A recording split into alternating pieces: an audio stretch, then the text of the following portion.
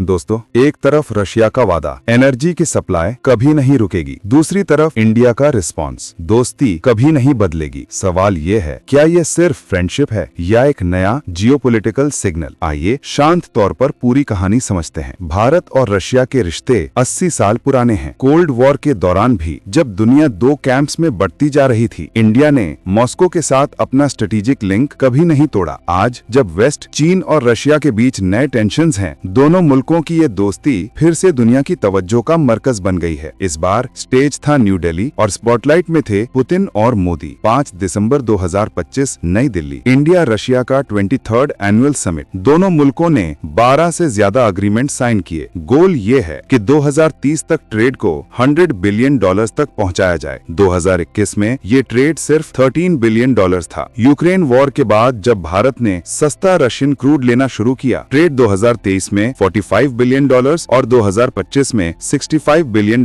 Cross कर गया। और इस ग्रोथ का 70% हिस्सा ऑयल इंपोर्ट्स था। सबसे इम्पोर्टेंट अनाउंसमेंट था, रशिया की एनर्जी सप्लाई कभी नहीं रुकेगी। Vladimir Putin. ये इकोनॉमिक स्टेटमेंट नहीं, एक जियोपॉलिटिकल मैसेज भी था। Civil nuclear cooperation, manpower mobility और समुद्री ट्रेड पर भी मल्टीपल MOU साइन हुए। मोदी ने प्रोटोकॉल तोड़कर खुद पुतिन को एयरपोर्ट पर वेलकम किया। ये एक सिंबॉलिक सिग्नल था कि इंडिया अपनी स्ट्रेटेजिक ऑटोनॉमी से पीछे नहीं हटेगा। भारत एक मुश्किल बैलेंस खेल रहा है। एक तरफ अमेरिका का pressure, sanctions, CAATSA, Ukraine war के बाद वार्निंग्स। दूसरी तरफ इंडिया के क्रिटिकल इंटरेस्ट्स, सस्ता crude oil, defence equipment, nuclear technology. 2021 में रशिया से ऑयल इंपोर्ट सिर्फ 2% था। आज ये फिगर 40% से ज्यादा हो चुका है। इंडिया ने रशियन ऑयल इंपोर्ट्स को 20x तक बढ़ा दिया। डिफेंस में इंडिया के 45 to 50% इंपोर्ट्स रशिया से आते हैं। S-400 missile system, Sukhoi 30 MKI jets, T-90 tanks और INS विक्रमादित्य जैसे प्लेटफॉर्म्स, ये सब रशिया से लिंक्ड हैं। अमेरिका ने इस विजिट को क्लोजली मॉनिटर किया। ट्रंप एडमिनिस्ट्रेशन ने फिर वार्निंग दी कि रशिया के साथ ऑयल ट्रेड पर सैंक्शंस लग सकते हैं, लेकिन अब तक डायरेक्ट एक्शन नहीं हुआ, क्योंकि इंडिया को एलिनेट करना